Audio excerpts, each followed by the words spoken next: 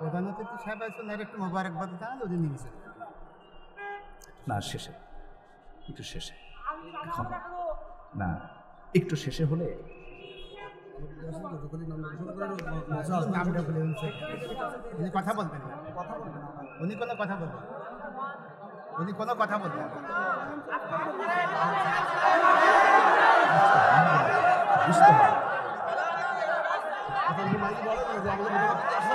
সম্মানিত ভাইয়েরা, আমি আমি আমি আমি আমাকে একটু বলতে দেন, আমাকে একটু বলতে দেন, আমি একটু বলি, একটু থামেন। এটা কিসের মাহফিল? জোরে বলেন, কিসের মাহফিল? নামাজ 4 রাকাত, 2 রাকাত হয়েছে, থামা যাবে? থামা যাবে? এটা কি মাহফিল না জনসভা? বলেন, মাহফিল না জনসভা? তাহলে প্রোগ্রাম শুরু হয়েছে, মাঝামাঝি আছে, আমরা শেষ করে দেব। শেষের আগে কথা হবে অথবা প্রথমে কথা হবে, কি কি কি বলেন আপনারা, কি বলেন? এতটুকুন ধৈর্য মাহফিল এসে ধরতে হবে। তাছাড়া এটা মানে জনগণ খুশি হোক, আল্লাহ খুশি হোক, এটা আমাদের ইচ্ছা আছে কিনা বলেন? পালস বুঝতে হয়, ঠিক আছে না?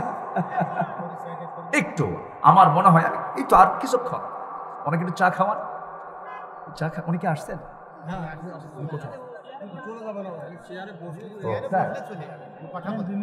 আচ্ছা আচ্ছা, ঠিক আছে। জি, আমরা একটু ধৈর্য ধরি, আমি একটু চাটা খাই, একটু পানি খাই, এর মাঝে উনি একটু সালাম দিবেন। ওনার হয়তো ব্যস্ততা থাকতে পারে, কোথাও কোনো ব্যস্ততা আছে মনে হয়, তবে উচিত হলো শুরুতে এবং শেষে। জি, এটা উচিত। যাই হোক, যতটুকু আমরা একটু বসি, জিকির করি লা ইলাহা, আরো জোরে লা ইলাহা।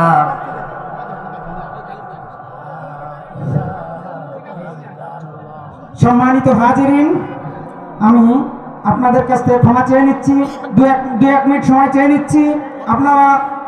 আপনারা উঠবেন না, আপনারা বসুন, মাহফিল হবে। আমাদের মেহমানরা আসছে, আজ বসেন। পরিবেশ নষ্ট করেন না, don't spoil the environment please.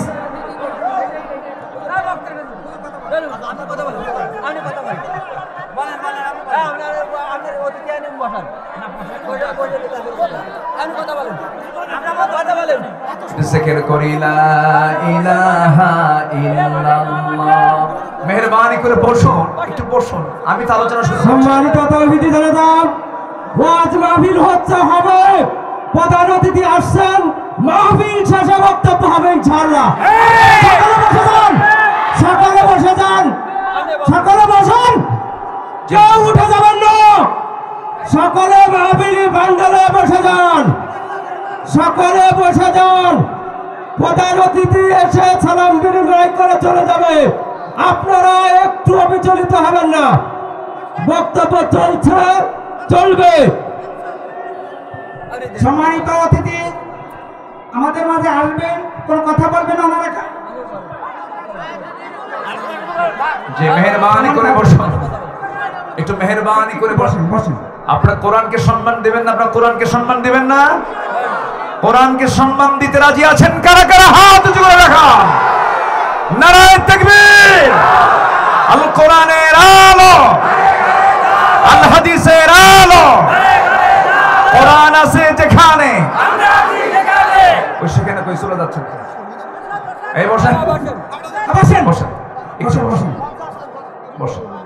একটু হচ্ছেন কেন? হুজুর তো কথা বলতেছেন। জি, একটু প্লিজ একটু বসুন। আলহামদুলিল্লাহ, মেহমানকে সম্মান দেওয়া তো ওয়াজিব। একটু বসুন, একটু মেহেরবানি করে বসুন। হ্যাঁ, প্লিজ আমার দিকে তাকান। আমরা কি হব? সাধারণ মানুষ হব না মুত্তাকি হব? মুত্তাকির গুণ কি বিশৃঙ্খলা হওয়া না শৃঙ্খলা হওয়া? বসুন, একটা লোক দাঁড়াবেন না, একটু বসুন প্লিজ, একটু বসুন। আমি একদম করজোরে মিনতি জানাচ্ছি, যিনি আজকের মাহফিলে এসেছেন, অনারেবল চিফ গেস্ট যিনি, তিনি হচ্ছেন আলহাজ বিশ্বাস জাহাঙ্গীর আলম। তিনি এসেছেন, আমরা তাকে প্রধান অতিথি করেছি, তো সম্মান দিয়ে সেই সম্মান রক্ষার দায়িত্ব কি আল্লাহর না বান্দার? আমাদের দায়িত্ব আছে না নাই? বলেন দায়িত্ব আছে না নাই? বসেন, একটু বসেন, একটু আমাকে সময় দেন, একটু প্লিজ। আমি জাস্ট যে পয়েন্ট নিয়ে আমি কথাগুলো ধরেছি, তো ছন্দপতন হয়তো জনগণ এবং বক্তার সঙ্গে একটা কন্ট্যাক্ট হয়, কিন্তু সুন্দর একটা কন্ট্যাক্ট হয়, ডেলিভারি হয়, এর মাঝে ছন্দপতন হয়।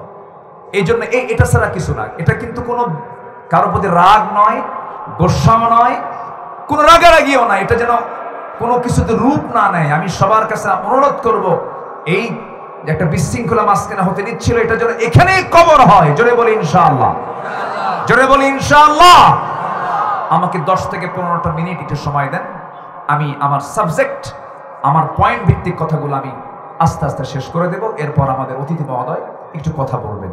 আমার দিকে তাকান। চ্যানেলটি সাবস্ক্রাইব করে আমাদের সঙ্গেই থাকুন। আউযু বিল্লাহি মিনাশ শাইতানির রাজীম।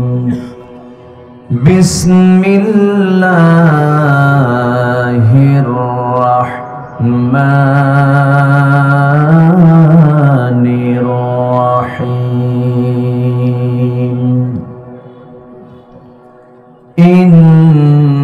ইন্নাল্লাহা ওয়া মালাইকাতাহু ইউসাল্লুনা আলান নাবী ইয়া আইয়ুহাল্লাযীনা আমানু সাল্লু আলাইহি ওয়া সাল্লিমু তাসলিমা। আল্লাহুম্মা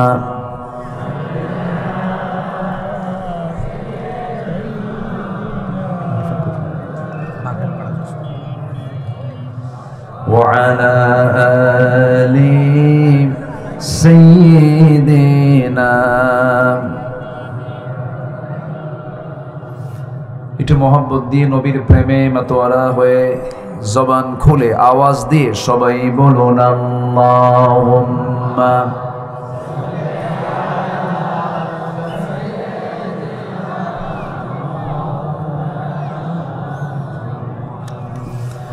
وعلى آل سيدنا।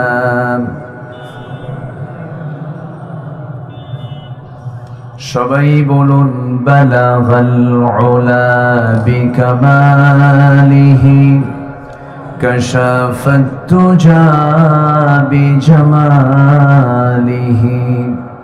حسنت جميع خصاله سلوا فونائے فول تو بلبل کا ترنم بھی نہ ہو چمن دہر میں کلیوں کا تبسم فی نہ ہو بلغ العلا بکمالہ کشف التجا بجمالہ حسنت جمیع خصالہ صلو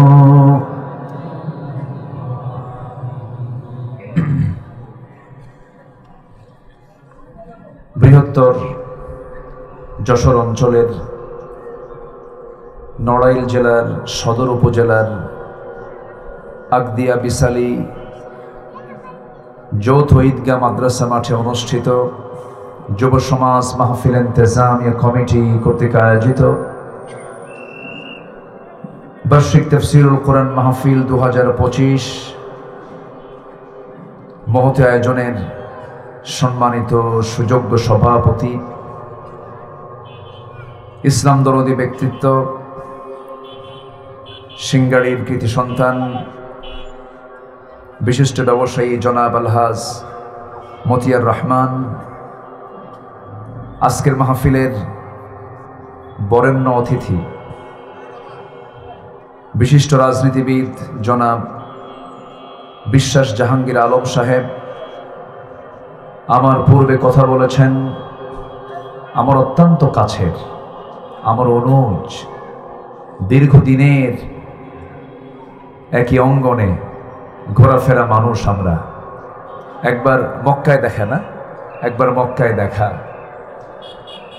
আরাফার সাথী আমার অত্যন্ত কাছের, আমার অনুজ, আমার স্নেহধন্য নন্দিত আলেমে দ্বীন, আপনাদের এলাকার কৃতি সন্তান, মজলিসুল মুফাসসিরিনের সম্মানিত সদস্য, হাফিজুল কোরআন মাওলানা মাসনুন গাজী হাফিজাহুল্লাহ।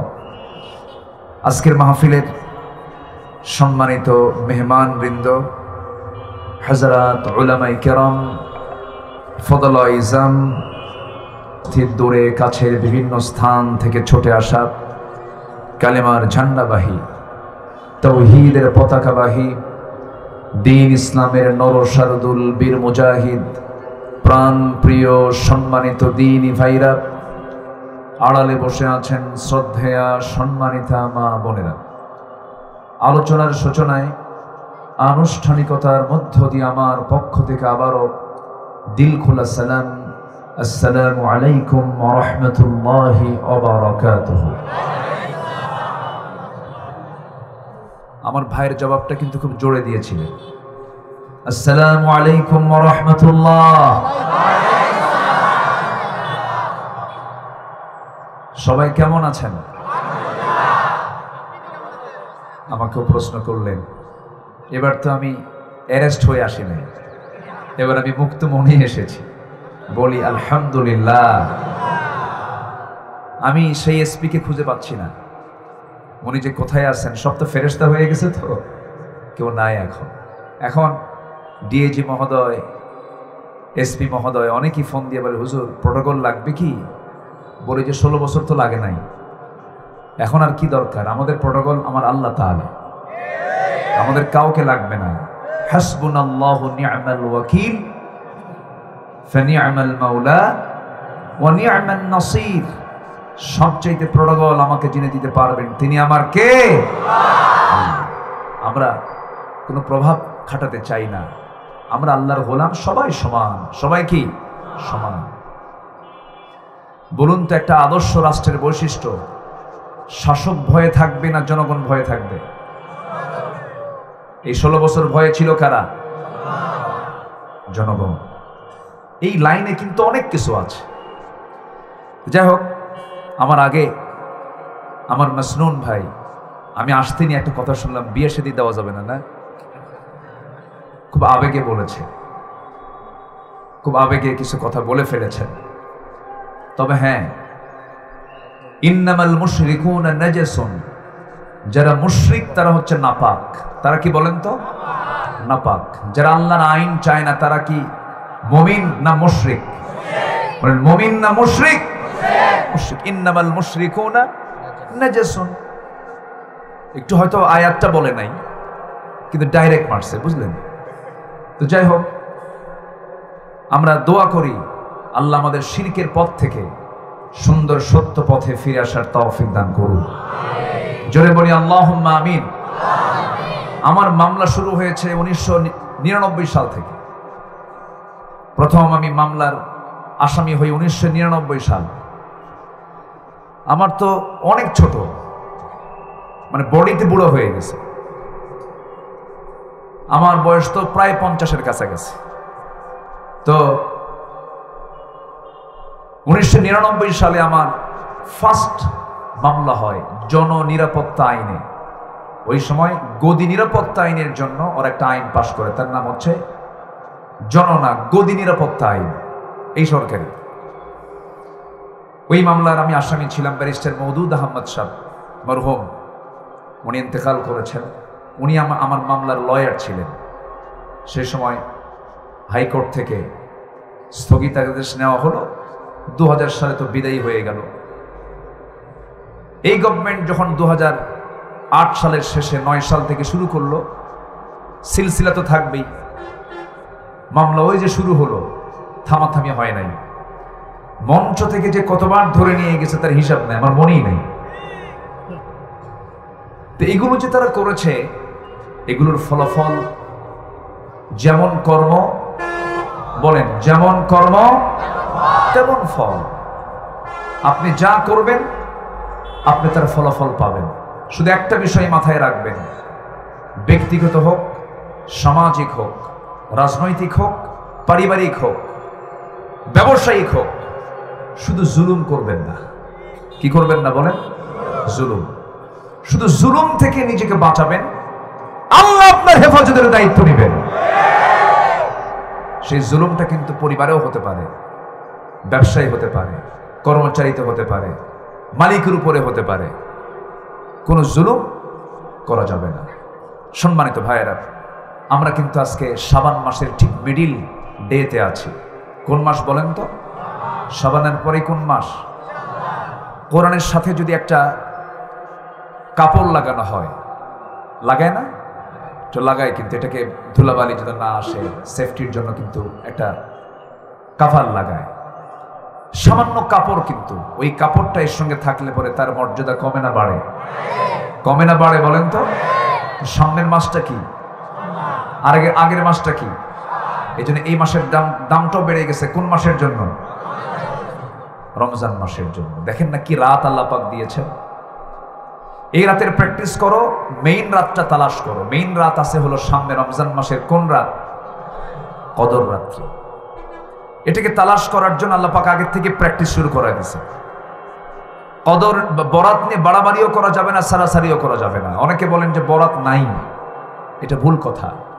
সহিহ হাদিস আছে। আমার দেশে কিছু হাইব্রিড হুজুর আছে। হাইব্রিড হুজুর। কি হুজুর? হাইব্রিড। এমনি মুখে যা আসে তাই বলে না, একদম সহি বর্ণনা। আবু হুরায়রা বর্ণিত হাদিস, সহি হাদিস, লাইলাতুম মিন নিসফি শাবান ইয়াগফিরুল্লাহু, আল্লাহ পাক এই রাতে সবাইকে maaf করে দেন। জি, ইল্লা দুজন ব্যক্তি ছাড়া, মুশরিকিন এবং মুশাহিন। মুশরিক এবং মুশাহিন ছাড়া, হিংসুক এবং মুশরিক ছাড়া আল্লাহ পাক এই শাবানের রাত্রিতে সবাইকে মাফ করে দেন। তো এই রাত আমরা পাড়ি দিয়েছি। আজকে আমরা দিনটাকে অতিক্রম করছি, আর 13 থেকে 14 দিন পরে আমরা মাহে রমজান পেয়ে যাব। একটু ইনশাআল্লাহ বলবেন না? জোরে বলি ইনশাআল্লাহ। আমাকে প্রতিক্রিয়া ব্যক্ত করতে বলেছেন যে মাহফিল করে আপনি এখন মজা পাচ্ছেন কেমন? বলতেছেন উনি, কে যেন প্রশ্ন করেছেন। জি, সম্মানিত পরিচালক মহোদয়কে ধন্যবাদ। এখন তো আগে তো মাহফিলে উঠলেই ডানে বামে এনারা থাকতেন না, আসতে হলো কিরামুন কাতিবিন। কিরামুন কাতিবিন আসতেন, এবং হাতে তাদের মোবাইল থাকতো রিজার্ভ। ওদের শুধু কন্ট্যাক্ট থাকতো থানার সাথে, ফোন দিত, ধরে নিয়ে যান। ওদের কাজটা এগুলো ছিল। এখন তার কিরামুন কাতিবিন নাই।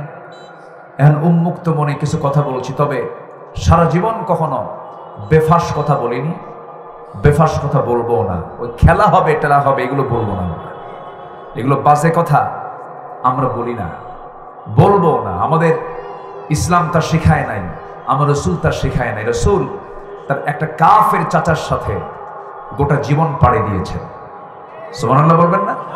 পাড়ি দেন নাই? আবু তালেব কে কি ছিলেন? কাফের ছিলেন না? থাকেন না একসাথে? থেকেছেন। আমরা মানুষ, আমরা মানবিক। আমাদের কাছে হিন্দু নিরাপদ, আমাদের কাছে বৌদ্ধ নিরাপদ। মানুষ যার নাম সে নিরাপদ আমার দেশে, আমাদের কাছে। সাইয়েদনা ওমর ফারুক রাদিয়াল্লাহু তাআলা আনহু প্যালেস্টাইন দখল করলেন, প্যালেস্টাইন বিজয় হয়ে গেল। বহু গির্জা একটা চার্চের মধ্যে ঢুকলেন, ঢুকে ভাবলেন যে এই চার্চটা আমি মসজিদ বানায় ফেলব। উনি করলেন কি, নামাজের জন্য পাদ্রীকে বললেন, এই পাদ্রী একটা মুসাল্লা নিয়ে আসুন, নামাজ শুরু করবেন। নামাজ পড়লেন না। নামাজ না পড়ে উনি বাইরে এসে মুসাল্লা পেরে নামাজ পড়লেন। কেন? আমি যদি এই জায়গায় ভিতরে নামাজ আদায় করি, আমার মহাব্বতে পরবর্তীতে সব মুসলমান এই গির্জা মসজিদ বানায় ফেলবে। এদিকে লক্ষ্য করে একজন মনীষী বলেছেন, this affairs at first striking mystery when you know that the religion of Islam was not imposed on anybody. প্রথম দৃষ্টি আকর্ষণকারী হিসাবে, রহস্যকারী হিসাবে ইসলামই সর্বপ্রথম অন্য কোনো ধর্মের উপরে জোর আপত্তি করেনি, সবাইকে সমান অধিকার দিয়েছে। আমার দেশে মন্দির ভাঙ্গা হয় না, ভারতে মসজিদ ভাঙ্গা হয়। 14,500 বার এ পর্যন্ত, স্বাধীনতার পর থেকে নিয়ে 47 থেকে নিয়ে আজ পর্যন্ত 14,500 বার সাম্প্রদায়িক দাঙ্গা হয়েছে ভারতে। আমার দেশের হিন্দু ভাইদেরকে আমরা জামাই আদরের মতো করে রাখি, বলি আলহামদুলিল্লাহ, জোরে বলি আলহামদুলিল্লাহ। আমরা ইসলামকে মেনে চলি, চেষ্টা করব ইসলামকে নিয়ে সাথে থাকবো, জোরে বলি ইনশাআল্লাহ। হিন্দু আমার ভাই, যারা আওয়ামী লীগ করেন, যারা বিএনপি করেন, যারা জাতীয় পার্টি করেন, আমি এখানে বসেছি কোরআন নিয়ে। ভাই যা করেন করেন, কোরআনটা মানেন। আসতে বলবেন না, জোরে বলেন ঠিক কিনা। কোরআন যদি বাধা দেয় ওই দল করতে, সেই দল করা যাবে না। আপনি যে দল করেন সেই দল করতে যদি কোরআন বাধা দেয়, সেই দলকে ত্যাগ করে কোরআনের দলে যোগদান করুন। আমরা সংঘাত চাই না। সামনে রমজান আসতেছে, প্রশিক্ষণ নেব আমরা। কি বিড়ি খাওয়া ছাড়বো না বিড়ি খাওয়া ধরবো? সারাদিন রোজা রাখে, বিড়ির কোনো কথা নেই। সন্ধ্যা হলে দোকানদারের সামনে যা কয়, সারাদিন খাই না, 3টা একসাথে খাই দে। কটা একসাথে খাই? 3টা একসাথে, মানে সকাল দুপুর সন্ধ্যা। এটা কাজা হয়েছে, যে কাজা সহ আদায় করবে সে। এটার নাম রমজান না। আমি রমজানকে সামনে রেখেই কিছু কথা, যেহেতু সামনে আসছে, কিছু কথা বলতে হবে। আমাদের মূল অর্জন হলো রমজানের মধ্য দিয়ে আমরা মুত্তাকি হব। কি হব বলেন? কি হব আমরা? বলেন তো। মুত্তাকি। একটা বান্দার সবচেয়ে উন্নত চরিত্র হচ্ছে, ইমানদারের সবচেয়ে উন্নত গুণ হচ্ছে কি হওয়া? বলেন কি হওয়া? কি হওয়া? মুত্তাকি হওয়া। মুত্তাকি কারা? মুত্তাকির গুণগুলো কি? আমি এটার পরিচয়টা গোটা কোরআনকে বিভিন্ন জায়গায় একটু একটু করে নিয়ে, এখান থেকে ওখান থেকে একটু টেনে নিয়ে, আমি সম্পাদনা করে, একটু এটাকে এডিট করে, এটাকে এডিট বলে, সম্পাদনা করে কিছু কথা আমি শোনাতে চাচ্ছি।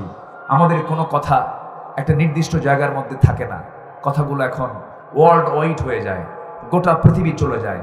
এজন্য নোটের বাহিরে এমনি অযাচিত কোনো কথা বলার কোনো সুযোগও নেই, এবং আল্লাহ সুযোগ দেন নাই। আসুন আমরা এখন কথা বলি। আমরা সামনের মাত্র 13 দিন পর আমরা রমজান পাচ্ছি। আগে প্রথম দোয়া করি, আল্লাহ রমজান পর্যন্ত আমাদেরকে পৌঁছে দাও। জোরে বলি আমিন। ওয়াবাল্লিগনা রমাদান, এই দোয়াটা রাসূল রমজান আসা পর্যন্ত এই দোয়াটা পড়তেন। ওয়াবাল্লিগনা রমাদান, আল্লাহ রমজান পর্যন্ত আমাকে পৌঁছে দাও। জোরে বলি সুবহানাল্লাহ। সবচেয়ে বেশি রোজা রেখেছেন রমজানের পরেই, যে মাসে সবচেয়ে বেশি রোজা রেখেছেন শাবান মাসে মুহাম্মদ সাল্লাল্লাহু আলাইহি ওয়াসাল্লাম। কেন? যেন রমজানে যেন রোজা রাখতে যেন কোনো কষ্ট না হয়। এটা যে প্রিপারেশন অফ রমজান, এই প্রিপারেশনটা আমরা এই 13 দিনে রাখবো। হার্ড ওয়ার্কগুলো এই মাসেই করে ফেলবো, শেষ করে ফেলবো। অফিসের জাম কাজগুলো, সব কাজগুলো, এই কাজগুলো আগেই এই মাসের মধ্যে কাভার করে নিয়ে আগামীর মাসটা বরাদ্দ করব সম্পূর্ণ কার জন্য? আসতে বলবেন না, কার জন্য? ফলের মৌসুম কোনটা বলেন তো? ফলের মৌসুম কোনটা? আমার কাছে ফল রসের মাস কোনটা? বৈশাখ জ্যৈষ্ঠী, এটা হচ্ছে ফলের মৌসুম। আর আমাদের ইবাদতের মৌসুম কোনটা বলেন? রমাদান কারীম, এটা হচ্ছে আমাদের ইবাদতের মৌসুম। এটাকে কাজে লাগাবো আমরা। সাহাবায়ে কেরাম শুধু 1 মাসে রোজা রেখেছেন, মাত্র 16 রোজা রেখে বদর পাড়ি দিয়েছেন। তাহলে একটা বিষয় ক্লিয়ার হয়ে গেল, রমজান মাস হলো বদরের মাস। কিসের মাস বলেন? বদরের মাস। সাহাবায়ে কেরাম শুধু 1 মাসে রোজা রেখেছেন, 1 বছরের রোজার অর্ধেক রেখেছেন। বদর যুদ্ধের নেতৃত্ব দিয়েছেন, না খেয়ে থেকেছেন। কত পরীক্ষিত ইমানের পরীক্ষা দিয়ে তারা উত্তীর্ণ হয়েছেন। আমাদের জীবনে কারো কারো 20 বার এসেছে, কারো কারো 30 বার এসেছে, কারো কারো 40 বার রোজা এসেছে। এত রোজা রাখলাম কিন্তু সামান্য একটা বিড়ি ছাড়তে পারলাম না, সুদ ঘুষ তো দূরেই থাকলো। বিড়ি কি আমার দেশে কমছে না বাড়ছে? রমজান পেয়েছি, রমজান পাচ্ছি আমরা, যে ব্যক্তি রমজান পেল নিজের জীবনের গুনাহ মাফ করে নিতে পারলো না, তার ধ্বংস হয়ে যাক। এবং এটাকে আমিন বলেছেন মুহাম্মদ সাল্লাল্লাহু আলাইহি ওয়াসাল্লাম। তাহলে রমজান একটা চান্স, নিজের জীবনকে কি পরিবর্তন করার একটা চান্স এটা। আর পরিবর্তন করার জন্য যে গুণটা সবার আগে দরকার সেটা হলো মুত্তাকি হওয়া। কি হওয়া? মুত্তাকি হওয়া। কোরআনের আলোকে প্রকৃত মুত্তাকির পরিচয় কি? মোটামুটি আমি 5টা পরিচয় আমি আজকে তুলে ধরতে চাচ্ছি। আমাকে সময় দিচ্ছেন তো সবাই? সবাই আমাকে সময় দিচ্ছেন তো ইনশাআল্লাহ? আচ্ছা, একটা আয়াত আছে, আমার সঙ্গে ঠোঁট মিলায় বলবেন। খুব কমন আয়াত, ঘরের আয়াত, পকেটের আয়াত, মুখের আয়াত, ঠোঁটের আয়াত। সবাই আমার সঙ্গে জোরে জোরে বলবেন, ইয়া আইয়ুহাল্লাযীনা আমানু কুতিবা আলাইকুমুস সিয়াম কামা কুতিবা আলাল্লাযীনা মিন ক্বাবলিকুম লাআল্লাকুম তাত্তাকুন। জোরে বলুন আল্লাহু আকবার। কি আয়াতটা কি পুরাতন মনে হলো? পুরাতন মনে হলো না নতুন মনে হলো? পুরাতন তো। কি নতুন মনে হলো না পুরাতন মনে হলো? পুরাতন। কিন্তু আসলে কি পুরাতন কথা না। আল্লাহ রাব্বুল আলামিন ঈমানদারকে ডাক দিয়ে বলছেন, হে ঈমানদারেরা, তোমাদের জন্য কুতিবা আলাইকুম, কুতিবা আই ফরিদা। কুতিবা মানে লিখিত আকারে পাশ করা। সংবিধান 2 প্রকার। এক সংবিধান হলো অলিখিত সংবিধান, মৌখিক সংবিধান, আর একটা হচ্ছে লিখিত সংবিধান। বলুন তো সবাই, কোন সংবিধানটা মজবুত? অলিখিত না লিখিত? অলিখিত না লিখিত? লিখিত সংবিধানটাই মজবুত। আল্লাহ রাব্বুল আলামিন এই জায়গায় ফরিদা বলতে পারতেন, আল্লাহ রাব্বুল আলামিন ফরজ করা হয়েছে এই কথা বলতে পারতেন, কিন্তু তা না বলে তিনি বলেছেন কুতিবা আলাইকুমুস সিয়াম, তোমাদের জন্য লিখিত আকারে পাশ করা হয়েছে, সিয়ামকে ফরজ করা হয়েছে।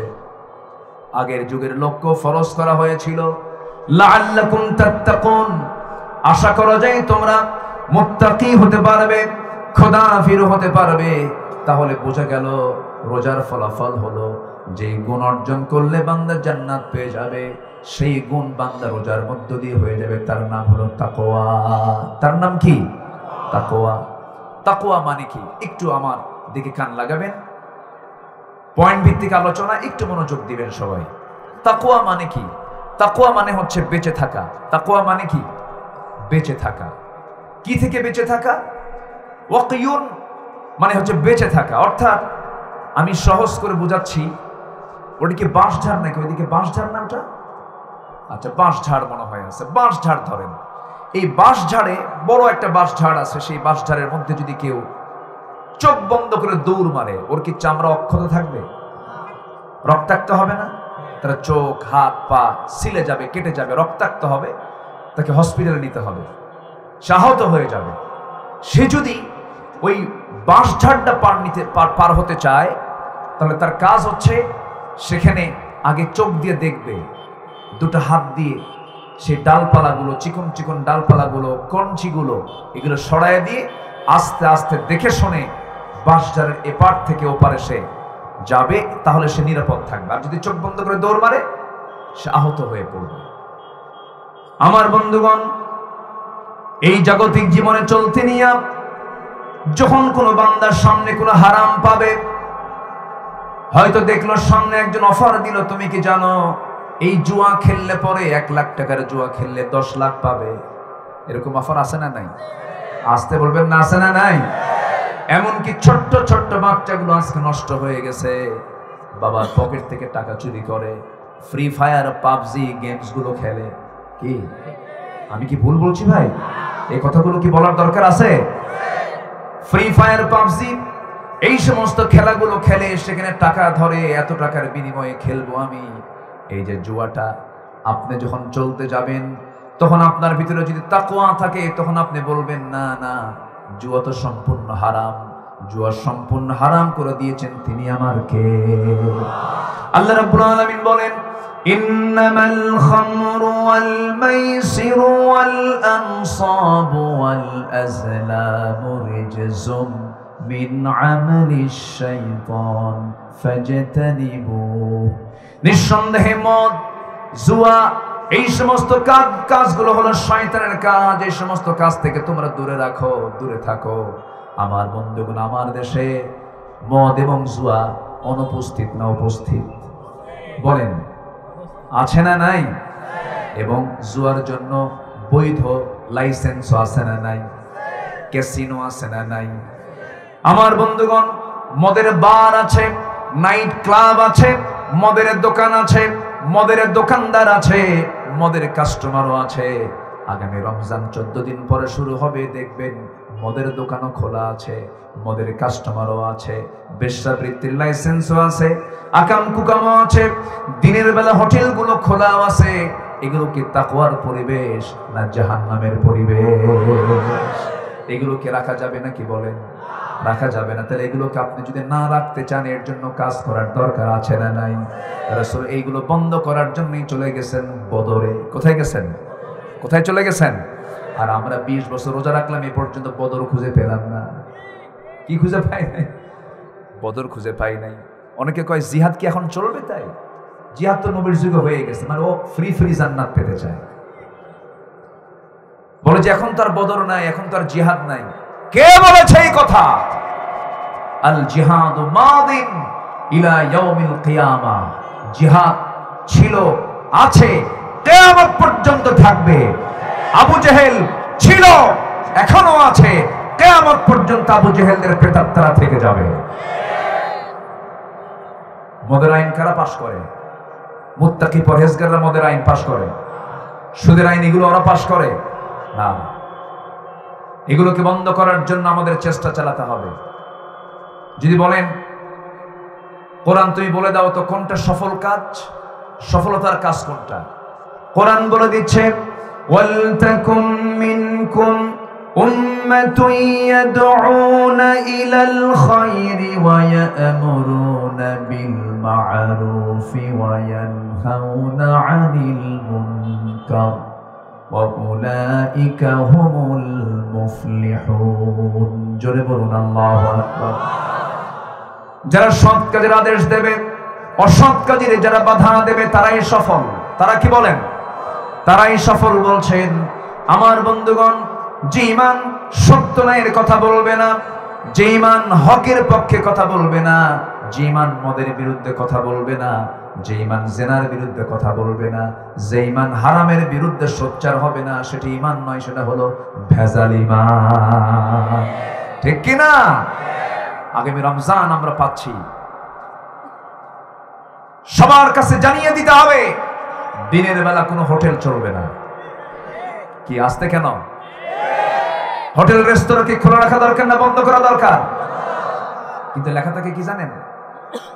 উপরে একটা, সামনে একটা পর্দা দিয়ে দেয়, ভিতরে নিরাপত্তার সহিত খাবারের ব্যবস্থা আছে। ভিতরে কিসের সহিত? নিরাপত্তার সহিত খাবারের ব্যবস্থা আছে। আমার দেশে যেখানে 90% মুসলমান, 20 কোটি মুসলমানের দেশ বাংলাদেশ, গোটা পৃথিবীর দ্বিতীয় বৃহত্তম মুসলিম দেশ বাংলাদেশ। আপনি কি জানেন ওয়ার্ল্ডের 56টি মুসলিম রাষ্ট্র, এই 56টি মুসলিম রাষ্ট্রের একটা বিশাল একটি অংশ বাংলাদেশের নাগরিক। এই দেশের দিকে গোটা পৃথিবী চেয়ে থাকে, পৃথিবীর মুসলমান চেয়ে থাকে। এরা কি করে? এরা কি খায়? খালি বিড়ি খায়। কি খায়? আচ্ছা, ভাত বেশি খায় না বিড়ি বেশি খায়? ভালো করে খায়। কি বেশি খায়? বিড়ি তো বেশি খায়। এত বিড়ি খায়। আমার মাহফিল ছিল রংপুরে, বছর 3 আগের কথা বলছে। রংপুর হারাগাছ নামক একটা এলাকা আছে। আমাদের তো গোটা দেশ নখদর্পণে, গোটা দেশের কোন জায়গায় কি আছে আমরা তো মোটামুটি ঘোরাফেরা করে চিনে গেছি। তো আপনাদের যশোরেও তো বিড়ির ফ্যাক্টরি আছে, আছে না নাই বলেন তো? আছে। এখন না বহু গ্রুপ ট্রুপ বানাইছে, আগে তো বিড়ি ছিল।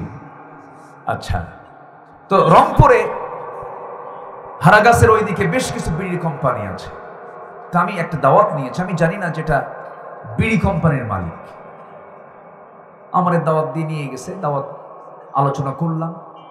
মাহফিল শেষে দোয়া রাখতে বলে, হুজুর আমি আপনার কাছে একটু দোয়া চাচ্ছি, কি আমার বিড়ি ফ্যাক্টরির জন্য একটু দোয়া করেন। কি কথা কি বুঝতেছেন আপনারা? আমি তো চরম দেখা দিয়ে পড়ে গেলাম, আল্লাহ আমি এই জায়গায় দোয়াটা কেমনে করি? তো বললাম, ভাইজান আপনি আমার উপর রাগ করেন আর খুশি হন, আমি আব্দুল্লাহ আমি মরে গেলেও আমি এটার জন্য দোয়া করতে পারবো না। উনি আর কিচ্ছু বললেন না, মন খারাপ করলেন না। উনি বললেন, আমি বললাম দেখেন এটা লিগাল না, আপনি পান খান, পান খেতে কোনো আপত্তি নেই, পান খাবেন না কেন? আমি দাদার মুখের চিবানো পান খেয়েছি, পানের রস ভালো, পানের রস হজমের জন্য ভালো, পান খান। কিন্তু পানের সাথে আবার হাকিমপুরে রহমতুল্লাহ আলাইহি কেন? এটা নিয়ে কথা আছে, এটা খাবেন না। আপনি জর্দা খাবেন কেন? পৃথিবীর কোনো ডাক্তার বলে না যে তুমি জর্দা খাও, পৃথিবীর কোনো ডাক্তার বলে না তুমি স্মোক করো, বরঞ্চ প্রত্যেক বছর পরিসংখ্যান দিচ্ছে এত লোক মানুষ, এত লক্ষ মানুষ বিড়ির কারণে, ধূমপানের কারণে তারা ক্যান্সার আক্রান্ত হয়ে মারা গেছে।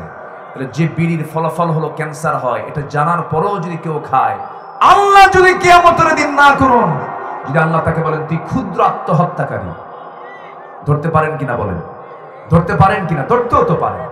তুমি নিজেকে ধ্বংসের দিকে নিয়ে গেছো, ওয়ালা তুলকু বিআইদিকুম ইলা তাহলুকা, নিজকে তুমি ধ্বংসের দিকে ঠেলে দিও না, তাহলে আপনি কোথায় যাবেন? এই জন্য কোন গুনাহকে ছোট চোখে দেখার কোনো সুযোগ নাই। রমজান আসতেছে, আমরা এই সমস্ত বদ নেশাকে আমরা না করে ফেলবো, নিজের জীবন থেকে মাইনাস করে ফেলবো। জোরে বলি ইনশাআল্লাহ, জোরে বলি ইনশাআল্লাহ। আগে মুখ পরিষ্কার রাখবো। কি পরিষ্কার রাখবো বলেন? মুখটা পরিষ্কার রাখতে হবে, মুখে দুর্গন্ধ রাখা যাবে না। এই মুখে কার জিকির নেব বলেন? কার জিকির? আল্লাহর জিকির আমরা করব। আমার বন্ধুগণ, তাহলে তাকওয়া অর্জন করতে হবে, মুত্তাকি হতে হবে।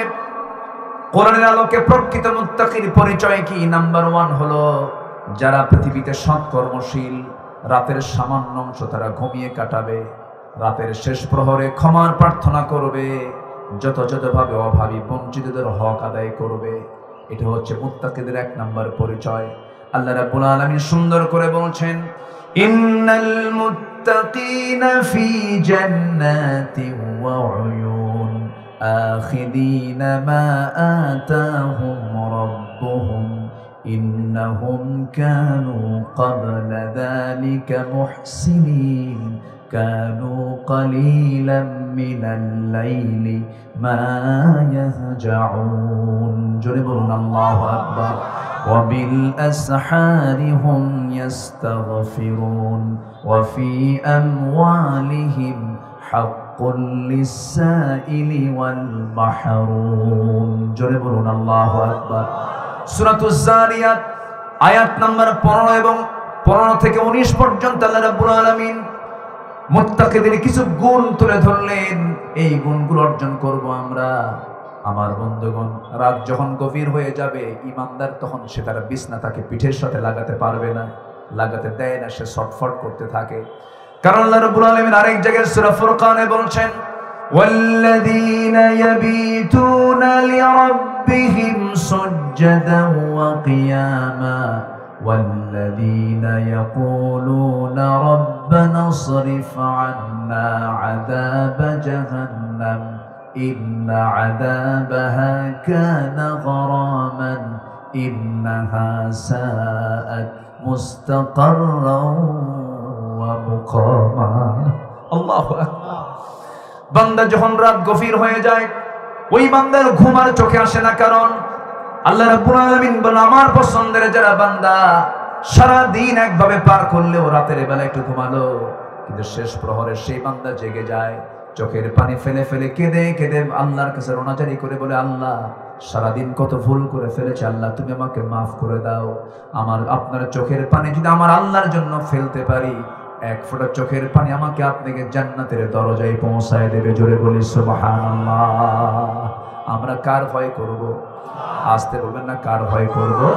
আল্লাহর ভয় করব। সাইয়েদনা ওসমান রাদিয়াল্লাহু তাআলা আনহু কবরের কাছে যখন যেতেন, পাগলের মতো কাঁদতেন, কবর দেখলেই কেঁদে উঠতেন। বলা হলো, সাইয়েদনা ওসমান কবর দেখলেই কাঁদো কেন? তুমি তো জান্নাতি, ওসমান ফিল জান্নাহ, ওসমান তো জান্নাতের অধিবাসী। সাইয়েদনা ওসমান বলতেন, বাইরে দুনিয়ার জীবনে কত বন্ধু বান্ধব খুঁজে পাই, এখানে পাই ওখানে পাই, সব জায়গায় বন্ধু বান্ধব পাই, কিন্তু কবর আলেমে বারজাখ এমন একটা জগতের নাম, সেখানে একটা বন্ধুর সংযোগ হবে না। এই জন্য কান্দি আমি, আমার তো কোনো বন্ধু এই জায়গায় নেই, এই জন্য আমি কবর দেখলে কান্দি। সাইয়েদনা আবু বকর সিদ্দিক রাদিয়াল্লাহু আনহু মাঝে মাঝে আফসোস করে বলতেন, আল্লাহ আমি যদি মানুষ না হয়ে যদি পাখি হয়ে জন্মগ্রহণ করতাম, আমি যদি পাখি হয়ে দুনিয়াতে আসতাম, আমার কোনো হিসাব দেওয়া লাগতো না। আমি মানুষ হয়েছে, আমি কেমন করে জবাবটা দেব? আমার নবীর যখন ইন্তেকাল হচ্ছিল, নবীজির সর্বশেষ আয়াত যখন নবীর কাছে নাজিল হলো, আমার নবী বিদায় হজের ভাষণ দিচ্ছিলেন, এমন সময় একটা আয়াত নাজিল হলো, আল ইয়াউমা আকমালতু লাকুম দীনাকুম ওয়া আতমামতু আলাইকুম নি'মাতি ওয়া রাদিতু লাকুমুল ইসলাম দীনা। এই দিনের পরিপূর্ণতার আয়াত যখন নাজিল হলো, আল্লাহর সন্তুষ্টিমূলক আয়াত যখন নাজিল হলো, সাহাবায়ে কেরামের উপর আল্লাহ রাজি হয়ে গেছেন, সব সাহাবীরা আনন্দ উল্লাস করতেছেন। কিন্তু বয়োবৃদ্ধ জ্ঞানবৃদ্ধ অনেক গভীর চিন্তার মানুষ সাইয়েদনা আবু বকর, তার চোখের পানিতে গাল ভিজে যাচ্ছে, তিনি কাঁদতেছেন। বলা হলো, আবু বকর কান্দো কেন? আমাদের তো আনন্দের সংবাদ আল্লাহ দিয়েছেন, আমাদের প্রতি রাজি হয়ে গেছেন। তিনি বলছেন, শোনো, আমি কাঁদতেছি অন্য কিছুর জন্য নয়। কেন কান্দেন আপনি? কান্নার তো কারণ না। তিনি বলছেন, কান্নার হেতু হলো যেহেতু দিন পরিপূর্ণ হয়ে গেছে, আমার নবীজি আর দুনিয়াতে বাঁচবেন না, এই জন্য নবীর প্রেমে আমি কান্দি। জোরে কান সুবহানাল্লাহ। নবীজি মারা যাবেন, নবীজি থাকবেন না। এই ধরেন পিছনের বিল্ডিংটা হয়েছে মাদ্রাসা, এই স্থাপনা বিল্ডিংটা হলো, ইঞ্জিনিয়ার আসলো, ইঞ্জিনিয়ার যেদিন দেখবেন এই বিল্ডিং এর রংটা শেষ হয়ে গেছে, এরপরে কি ইঞ্জিনিয়ার এখানে আসার কি দরকার আছে নাকি বলেন? রাসূল এসেছেন দিনকে পরিপূর্ণ বাস্তবায়ন করার জন্য, প্রতিষ্ঠা করার জন্য। আয়াত যখন নাজিল হয়ে গেছে, সবার মুখে আনন্দ। আমার আবু বকর, রাসূলের প্রিয় সাহাবী সাইয়েদনা আবু বকর কাঁদতেছেন। কান্নার কারণ হলো, সব তো পরিপূর্ণ হয়ে গেল, আমার নবী আর দুনিয়াতে আর থাকবেন না, মরে যাবেন, আমি কি একা থাকবো কেমনে? আল্লাহু আকবার। আমার বন্ধুগণ, কি তাকওয়া তাদের মধ্যে ছিল, কি ফিলিংস তাদের মধ্যে ছিল, কি অনুভূতি তাদের মধ্যে ছিল। সব আমরা দুনিয়া থেকে বিদায় নিয়ে নেব। আমার বন্ধুগণ, আমার নবীজির চোখের সামনে হঠাৎ করে একদিন আম্মা জান খাদিজা বলছেন, ইয়া রাসূলুল্লাহি, আমার শরীরটা ভালো যাচ্ছে না, মনে হয় মরে যাব আমি, মনে হয় বাঁচবো না আমি মনে হয় দুনিয়া থেকে বিদায় নিয়ে নিচ্ছি। রাসূল বললেন, 3 দিন আগে আমার চাচা আবু তালেব কি বিদায় জানালাম, তুমি আবার অসুস্থ হয়ে পড়েছো, কি হয়েছে তোমার বলো? তিনি বলছেন, ইয়া রাসূলুল্লাহি, আমার মন বলছে আমি বাঁচবো না, দুনিয়া থেকে বিদায় নিয়ে নেব। আপনি আমাকে বেয়াদবিগুলো মাফ করে দিয়েন, কোনো যদি ভুল করে থাকি। আর আমি আপনার কাছে আজকে কয়েকটা জিনিস চাবো। রাসূল বলছেন, খাদিজা তুমি তো চাও না, তুমি তো আমার কাছে কোনোদিন কিছু বলো না, আজকে আমি দারুণ খুশি হলাম তুমি যে আমার কাছে চাচ্ছ, কি চাও বলো? তিনি বলছেন, দুনিয়ার কিছু চাবো না, আমি আপনার কাছে কবরের জিন্দেগিতে কিছু চাবো। কি? আমার আমল তেমন ভালো না, আমার মনে হয় এই ভাঙ্গাচুরা আমল নিয়ে, তাকওয়া নিয়ে মনে হয় আমি আল্লাহর সামনে দাঁড়াতে পারবো না। যখন দুজন ফেরেশতা এসে প্রশ্ন করবে, দুজন ফেরেশতা এসে যখন প্রশ্ন করবে, আমার মনে হয় প্রশ্নের জবাব দিতে পারবো না। দয়া করে আমার মৃত্যুর পরে আপনি আমার লাশটা নিজের পিঠে বহন করে নিয়া কবরে শোয়া দিয়া, চেহারা কিবলামুখী করে দিয়া, আপনি কবরে দাঁড়ায়া থেকে আপনি 3টা প্রশ্নের জবাব আপনি আমার হইয়া দিয়ে দিবে। আমার নবীজি কথাগুলো শুনলেন, নবীজি কথাগুলো শুনে বলছেন, খাদিজা রে, তুমি আজকে আমার জন্য আমার কাছে যা চা তুমি আমার কাছে চাইলে, ওসিয়ত করলে সব অক্ষর অক্ষরে পূরণ করব। খাদিজার ইন্তেকাল হয়ে গেল, তার লাশ নিজের পিঠে বহন করে মুআল্লা কবরস্থানে নিয়ে চলে গেলেন। মক্কায় তার কবর হয়েছে, যারা চলে গেছেন মক্কায় তারা দেখতে পেয়েছেন। নবীজি মক্কার মাটিতে মুআল্লা কবরস্থানে নিয়ে চলে গেলেন, কবরের শোয়া দিয়া কবর থেকে উঠতে নিচ্ছেন, প্রশ্নের জবাব দেওয়ার অপেক্ষা করছেন। আল্লাহ বলছেন, জিবরাইলকে পাঠায়া দিয়ে বলছেন, জিবরিল আমিন বলছেন, ইয়া রাসূলুল্লাহি, খাদিজার 3টা প্রশ্নের জবাব দেওয়ার জন্য আজকে আপনার কোনো প্রয়োজন নাই, আল্লাহ নিজেই যথেষ্ট হয়ে গেছে। জোরে বলি সুবহানাল্লাহ, আরো জোরে বলি সুবহানাল্লাহ। কি ভয় তাদের ছিল? আল্লাহর ভয়। এটাই হলো তাকওয়া। এটার নাম কি? তাকওয়া। ওমর ফারুক রাদিয়াল্লাহু তাআলা এত বড় আল্লাহওয়ালা ছিলেন, আমার নবীজি যার ব্যাপারে বলেছেন, আমার পরে যদি নবুয়তের দরজা খোলা থাকতো লাকানা ওমর, আমার পরে যে নবী হতো, নবুয়তের দরজা খোলা থাকলে আমার পরে নবী হতো লাকানা ওমর, আমার ওমর নবী হয়ে যেত। তার সামনে একদিন একজন সাহাবী অহংকারের একটা হাদিস বলছিলেন, মিসকাল হাববাতিন মিন কিবার, যে বান্দার মধ্যে যাররা পরিমাণ অহংকার থাকবে সে ব্যক্তি জান্নাত পাবে না। যাররা পরিমাণ অহংকার মানে যে অহংকার দেখা যায় না, এমন জাতীয় অহংকার যার মধ্যে থাকবে সে জান্নাতের গন্ধ পাবে না। এই কথা শোনা মাত্রই তিনি বসেছিলেন, বসা থেকে তিনি উঠে গিয়ে ধুলায় মলিন জমিনে তিনি লুটিয়ে পড়লেন। গা গোড়া দিচ্ছেন বারবার, গা গোড়া দিতে দিতে গোটা শরীর তার ধুলায় মলিন হয়ে গেছে। বলা হলো ওমর এমন পাগলামি করতেছে কেন? তিনি বলছেন, শোনো, ওমর তো অহংকারী হয়ে গেছে, ওমরকে মানুষ বাদশাহ বলে, ওমরকে মানুষ রাজা বলে। এই অহংকার ছুটানোর জন্য আমার গায়ে আমি ধুলা লাগাচ্ছি। এরপরে তিনি অসহায়ের মতো দুটো হাত তুলে আকাশের দিকে তাকায় তাকায় বলছেন, আকাশের মালিক আল্লাহ, আমার তো মন বলছে আমি তো জান্নাত পাবো না। এই গোটা দুনিয়াতে তুমি যত বান্দা সৃষ্টি করেছ, সব বান্দাকে তুমি যদি জান্নাত দিয়ে যদি একজন বান্দাকে জাহান্নাম দাও, আমার মনে হয় সে একজন বান্দা জাহান্নামী যে হবে তার নাম হলো ওমর। চিন্তা করে দেখেন কি নিজেকে ছোট মনে করতেন তারা, এটার নাম তাকওয়া।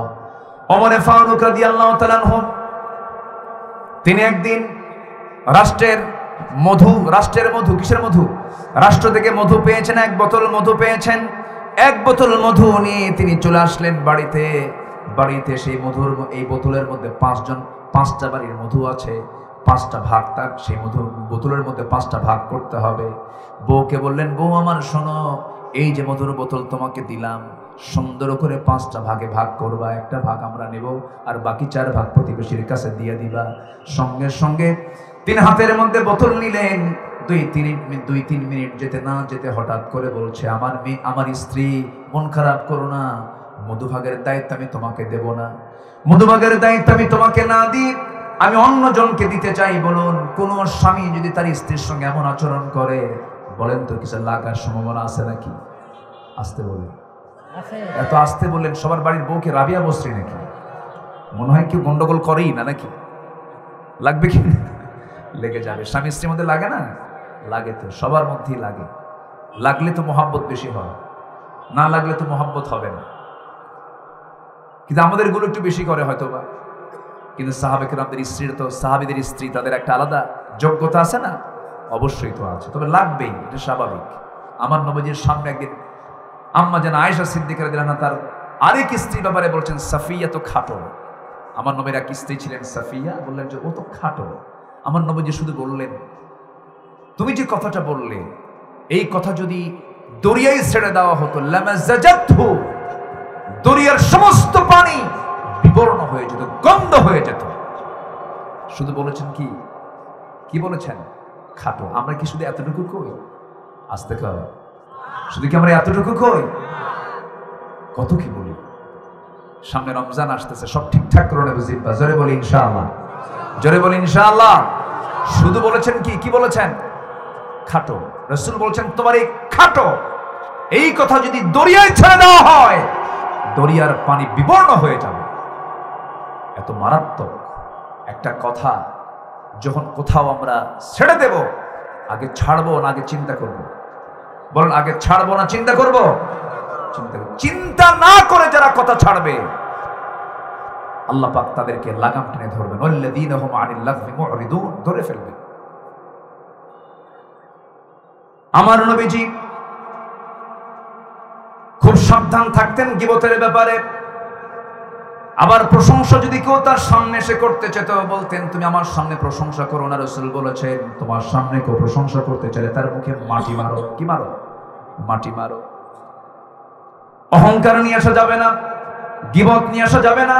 এগুলো নফসের রোগ।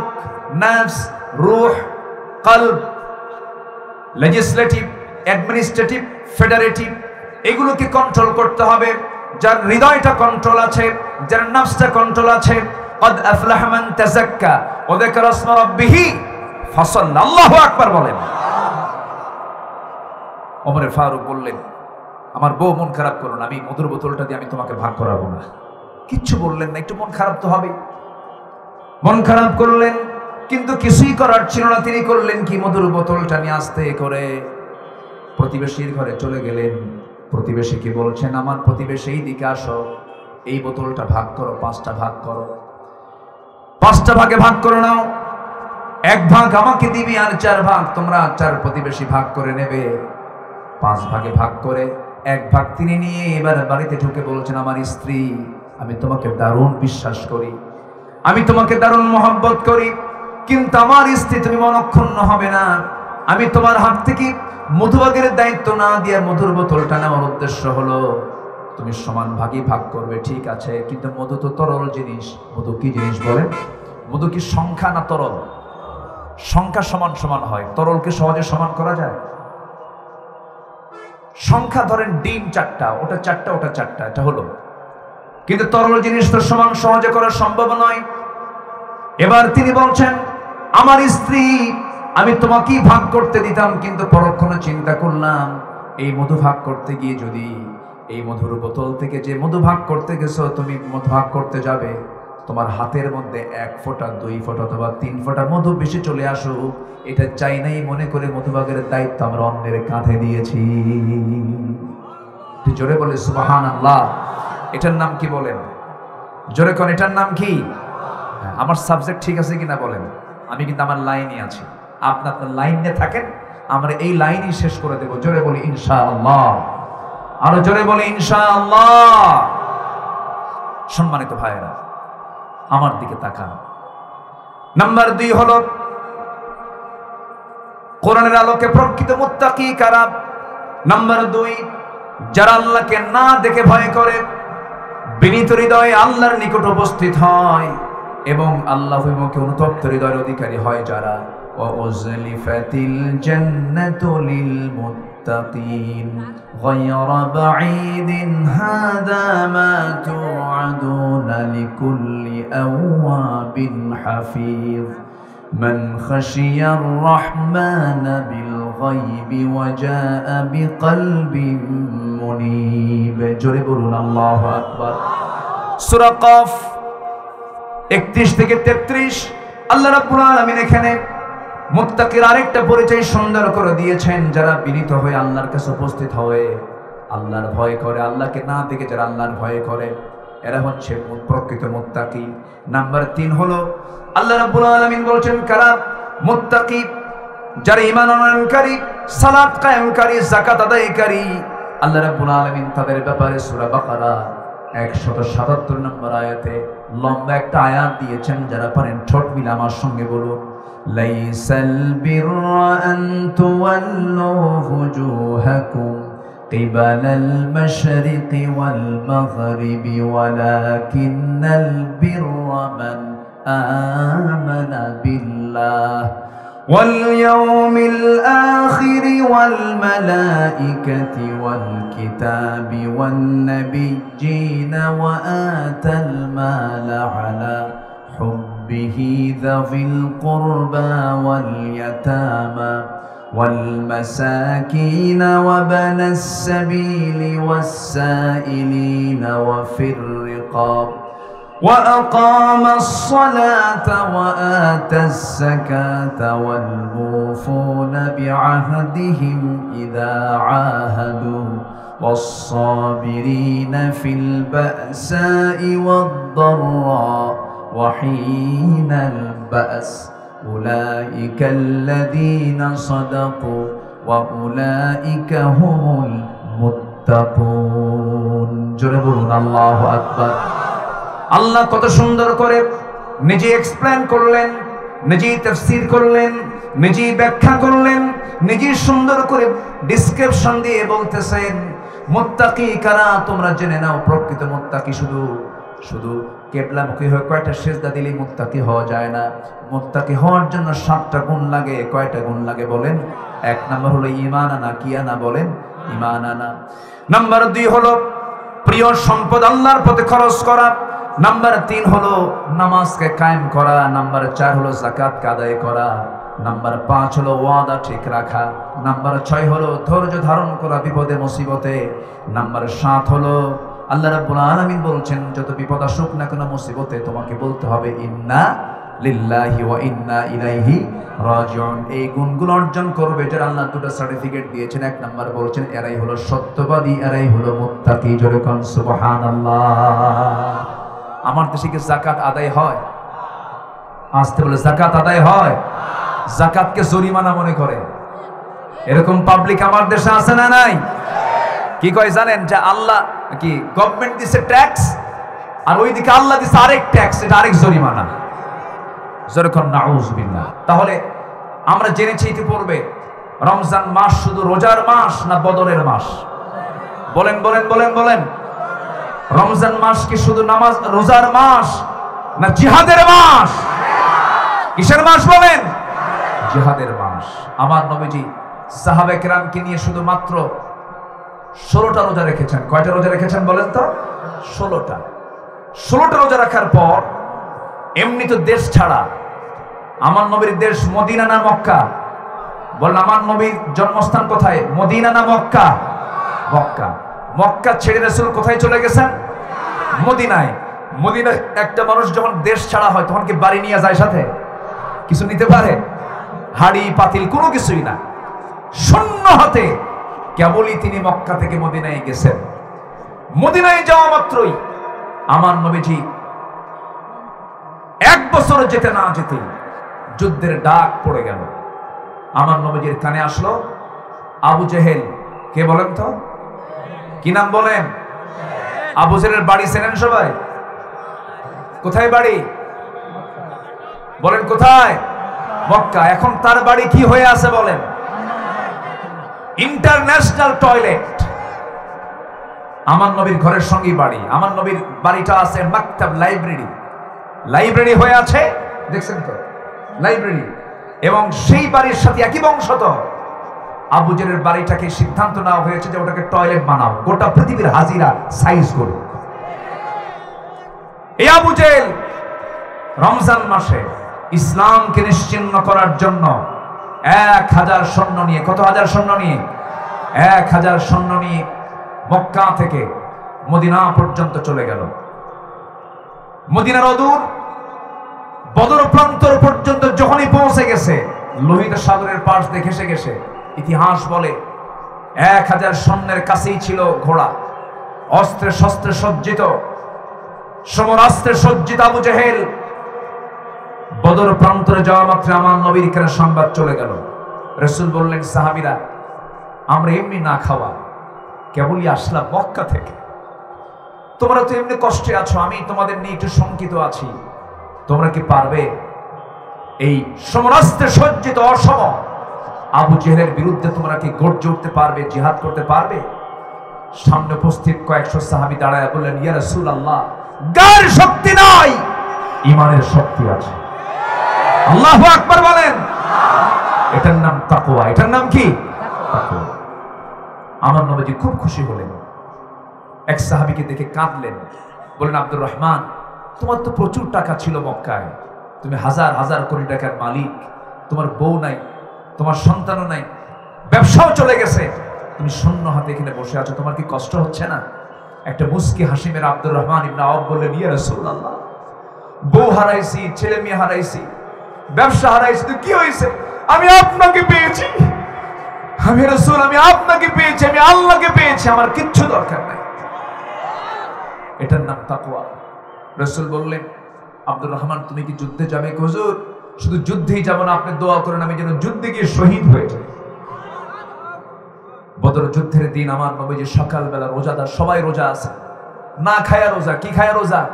না খায়া, শুধু যৎকিঞ্চিৎ 2-3টা খেজুর খেয়েছেন আর পানি পান করেছেন। আমার নবীজি সাহাবায়ে কেরামকে নিয়ে শুকনা শুকনা দেহ, ওই শিব আবু তালেবে বয়কটা থেকে সব রোগাক্রান্ত হয়ে পড়েছেন, পেটগুলো শুকে শুকে গেছে, জীর্ণ শীর্ণ চেহারা। এই সাহাবীগুলোকে রাসূল সামনে নিয়ে বললেন, কারা কারা যুদ্ধে যাবে? ঘোড়া নাই, তরবারি নাই, কয়েকজনের হাতে ঘোড়া দিলেন, সব পায়ে হেঁটে হেঁটে 80 মাইল তারা তো চলে গেছে বদর প্রান্তরের দিকে। এইদিকে ছোট্ট 2টা বাচ্চা, মদিনার আফরার ছেলে 2জন নবীর সামনে দাঁড় হয়ে বলে, ইয়া রাসূলুল্লাহ, শুনলাম যোদ্ধার নাকি সংকট হয়েছে, যদি আমাদেরকে পারমিশন দিতেন আমরা 2জন মিলে আপনার সঙ্গে যুদ্ধে চলে যেতাম। রাসূল বলেন, না রে না, আমি তোমাদেরকে পারমিশন দেব না, কারণ তোমাদের ফিটনেস নাই, বয়স নাই, তরবারি ধরার শক্তি নাই, আমি তোমাদেরকে পারবো না অনুমতি দিতে। বড়জন বলতেছে, হুজুর অন্তত আপনি একজনকে পারমিশন দিয়ে দেন, আরেকজনকে আপনি দিয়েন না, আমি অন্তত বড় ভাই আছি। ষোড়জন বলে, হুজুর ও শুধু লম্বাই বড়, গায়ের শক্তি আমার বেশি, মারামারি লাগায় দেন। আমার নবীজি মুসকি মুসকি হাসি মারলেন, অনুমতি দিলেন। ষোড়জন বড়জনকে নিচের দিকে ফেলে দিয়া নবীর সামনে তাকায় থেকে বলতেছে, হুজুর দেখেন, ও আমার চাইতে বয়সে বড়, কিন্তু আমি ওর বুকের উপর উঠে বসে আছি, আমি ওর চাইতে শক্তিতে বেশি আছি। রাসূল টের পেলেন। আমার নবীজি দুজনকে পারমিশন দিয়ে দিলেন। দুজনকে বগলের নিচে রেখে আকাশের দিকে তাকায় বলছেন, আকাশের মালিক আল্লাহ, আমি আজকে এই দুটা বাচ্চার, এই মদিনার দুইটা ছোট্ট শিশুর যদিও বয়স নাই, কিন্তু তাদের তাকওয়া দেখে আমি পারমিশন দিতে বাধ্য হলাম। আল্লাহ তুমি তাদের নিয়তকে কবুল করে নাও।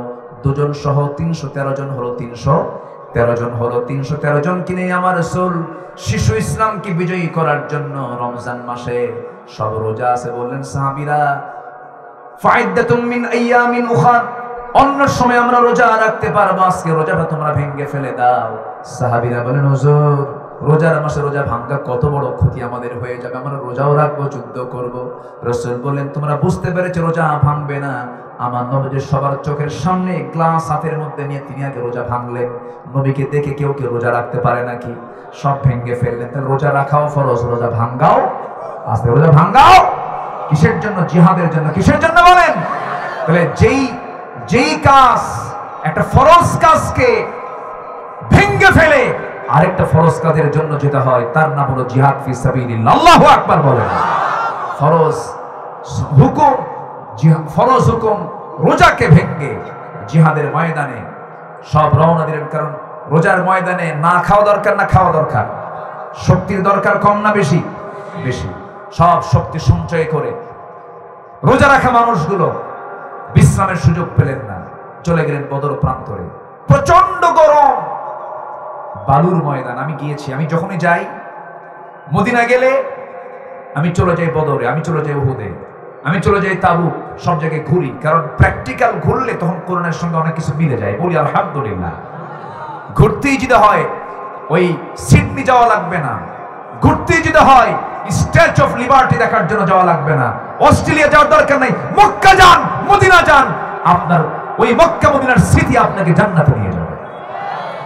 আমি বদর প্রান্তরে নিজের চোখে দেখেছি, ওখানে শুধু বালুর পাহাড়। কিসের পাহাড় বলেন তো? বালু।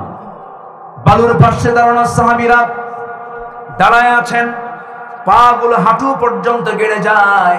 হাঁটু পর্যন্ত যখন পা গেড়ে গেছে, আমার নবীজি সাহাবে কেরামদের এই দৃশ্য দেখে তিনি কেঁদে ফেললেন। আহারে, কষ্ট পাচ্ছে। সাহাবীরা বলেই ফেলেন, হুজুর পা যদি না চলে আমরা যুদ্ধ করব কেমনে? খুব কষ্ট হচ্ছে। আমার নবীজি আল্লাহর কাছে দোয়া চাইলেন, হাত উঁচু করলেন।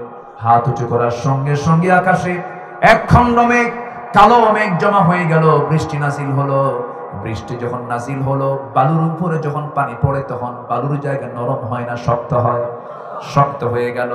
সাহাবে কেরাম গোসল হয়ে গেল, মেন্টালি রিফ্রেশমেন্ট চলে আসলো।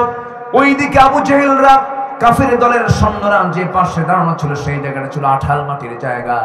আঠাল মাটিতে যখন পানি পড়ে, শক্ত হয় না, পিছলা হয়। পিছলা হয়ে গেল। আল্লাহর সাহায্য শুরু হয়ে গেল। যুদ্ধ শুরু হয়ে গেছে। সেই যুদ্ধের ময়দানে সবার সামনে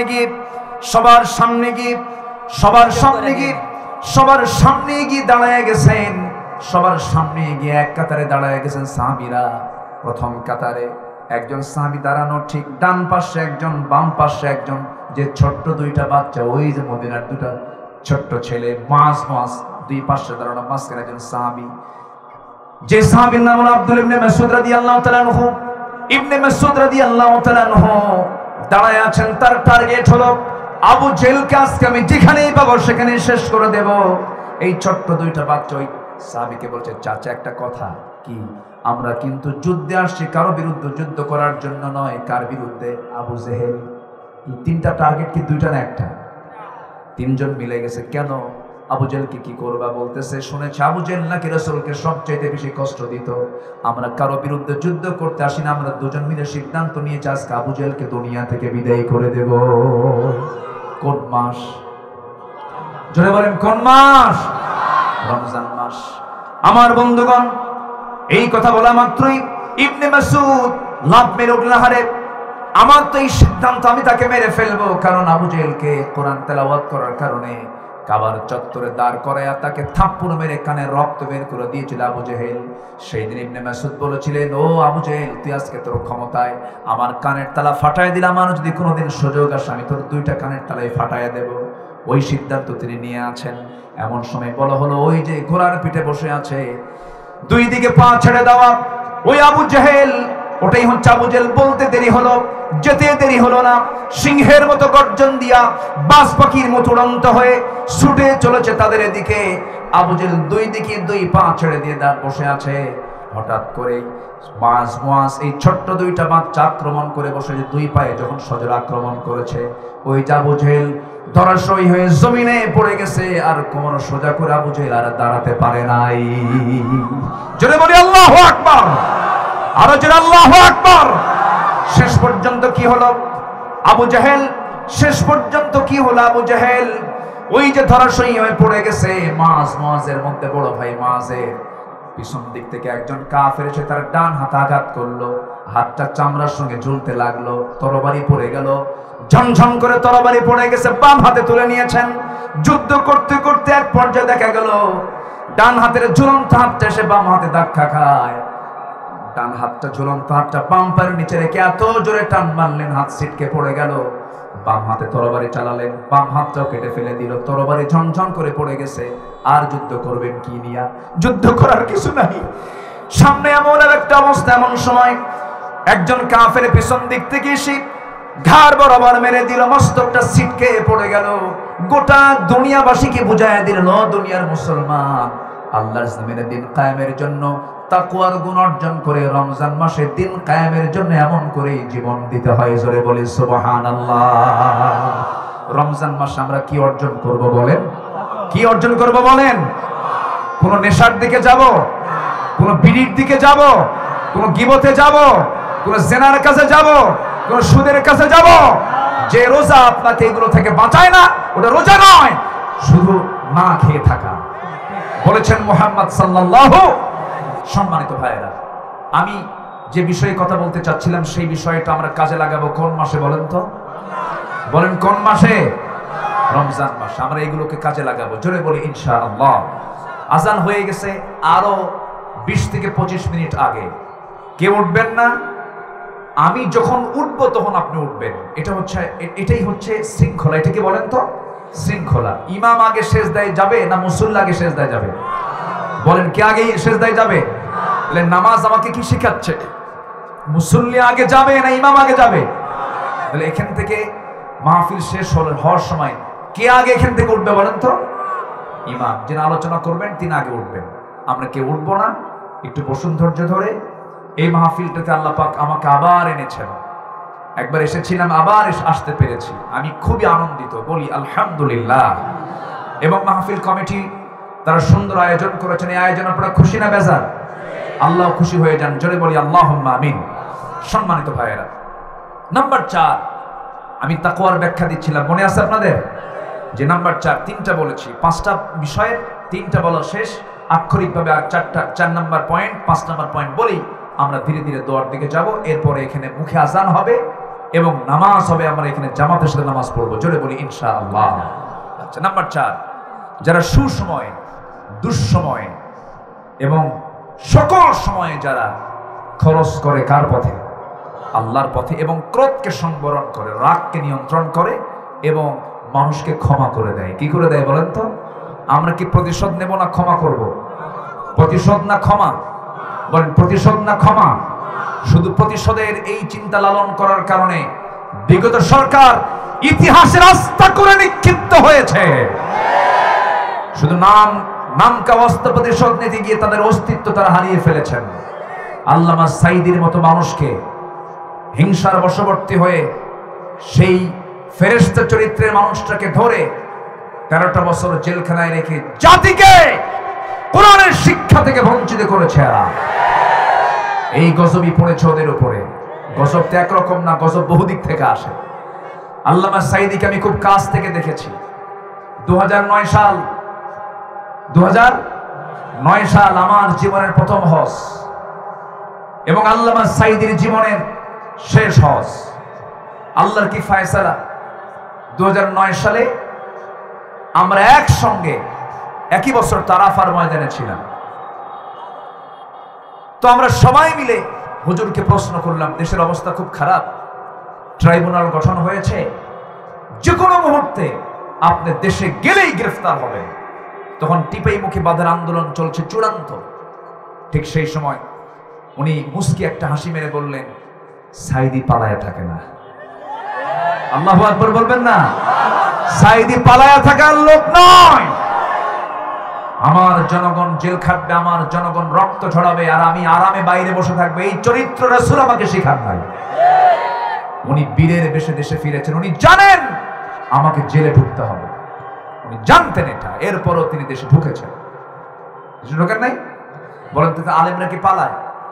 16 বছর যারা আমাদেরকে গালি দিয়ে বলেছে রাজাকার রাজাকার, আমরা কেউ পাকিস্তানকে শেল্টার নেই নাই। শুধু হিন্দুস্তানের রাজাকাররা সব এখন হিন্দুস্তানকে বসে আছে। কোন ষড়যন্ত্রকে আমরা পাত্তা দেব না। 56,000 সোনার বাংলার বাংলাদেশের প্রতিটি ইঞ্চির সবরেইনটি সার্বভৌমত্ব রক্ষা করার দায়িত্ব তো আল্লাহ নিয়েছেন। অবশ্যই আমাদেরও দায়িত্ব আছে না নাই?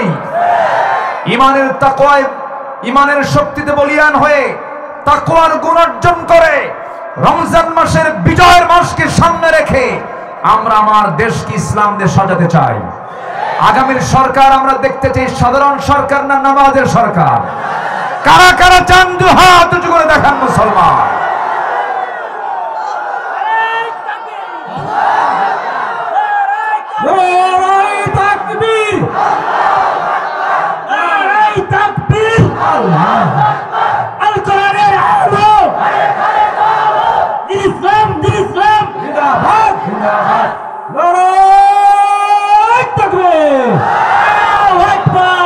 আল্লাহ কবুল করুন, জোরে বলে আমিন।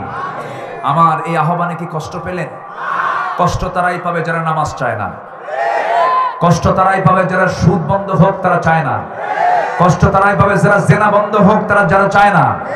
তারাই কষ্ট পাবে যারা আল্লাহর দিন জমিনে চায় না, তারাই কষ্ট পাবে। ইমানদার কষ্ট পেতে পারে না। আল্লাহ পাক সুন্দর করে বলছেন, আল্লাহ রাব্বুল আলামিন বলেন, الذين ينفقون في السراء والضراء والكاظمين الغيظ والعافين عن الناس والله يحب المحسنين। জোরে বলুন আল্লাহু আকবার। আরেক জায়গায় বলছেন, আও যালামু আনফুসাহুম যাকারু الله فاستغفروا لذنوبهم ومن يغفر الذنوب إلا الله ولم يصروا على ما فعلوا وهم يعلمون। জোরে বলুন আল্লাহু আকবার। সূরা আলে ইমরান 133 135 মহান রব্বুল আলামিন বলছেন, তোমরা জান্নাতের দিকে দৌড় মারো যারা আল্লাহর পথে খরচ করবে গোপনে প্রকাশ্যে এবং ক্রোধকে সংবরণ করবে, মানুষকে মাফ করে দেবে। এই সমস্ত মুহসিন বান্দাদের আল্লাহ দারুণ ভালোবাসেন। এই জন্য আমার বন্ধুগণ, আজকের মাহফিলে যারা এসেছি, মুত্তাকি হওয়ার জন্য নামাজ পড়ার দরকার আছে না নাই? আমার পরিবারের নামাজ পড়ার দরকার আছে না নাই? 5 ওয়াক্ত নামাজ পড়বেন কারা কারা একটু হাত তুলে দেখান তো দেখি। জোরে বলি ইয়া আল্লাহ, আরো জোরে বলি ইয়া আল্লাহ। আমাদেরকে 5 ওয়াক্ত সালাত আদায় করার তৌফিক তুমি আল্লাহ দিয়ে দাও। জোরে বলি আমিন, আরো জোরে আমিন। হাত নামান। সম্মানিত ভাইয়েরা, আজান হয়েছে আরো আধা ঘন্টা আগে। আমরা সামনে দোয়ার পর্ব আছে, সভাপতি সাহেব আছেন। আমরা দোয়া না করে কেউ কি যাওয়ার চিন্তা করছি? সবাই দোয়া করে যাবো তো ইনশাআল্লাহ। এতক্ষণ দেরি করলাম, আর 20টা মিনিট দেরি করলে কি কষ্ট হবে আপনাদের? আমি সবাইকে ধৈর্যের আহ্বান জানাচ্ছি। দোয়া হবে দোয়ার আগ দিয়ে। আজকের মাহফিলের সম্মানিত সভাপতি মহোদয় মুখতাসার, উনি তো সভাপতি, মুখতাসার একটু কথা বলবেন, একটা লোক নড়বেন না। আমরা দোয়ার ভিতরে নিজের বাবা মা ভাই বোন, নিজের অসুস্থতা, নিজের পরিবার, ব্যবসা বাণিজ্য সবগুলো নিয়ে শাবান মাসের এই বরাতের নিসফে শাবানের ঠিক বরকতময় দিন এই সময় আমরা দোয়া করব কার কাছে? আল্লাহর কাছে। আজকের মাহফিলের সম্মানিত অতিথি, আমাদের সম্মানিত অতিথি, এই প্রোগ্রামের সম্মানিত প্রধান অতিথি, এখানে লেখা আছে প্রধান অতিথি, তিনি সম্মান করবেন না? আচ্ছা, সম্মান করবেন না? সম্মান করার দায়িত্ব কি আমার একার না সবার? একটা লোক নড়বেন না, সবাই বসবেন। আমার আলোচনা একটু বাদ আছে, আমি শুনেছি, আমাকে একটু চিরকুট দেওয়া হয়েছে। ওনারা তো এক ব্যস্ত না, ওনাদের সারা দিনে কত মাহফিলে যে যাওয়া লাগে তার হিসাব নাই।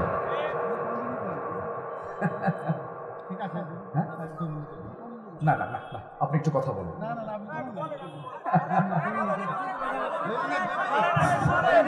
আপনি একটু বলেন, না একটু বলেন। আমি জি জি সম্মানিত উপস্থিতি, জি সম্মানিত উপস্থিতি,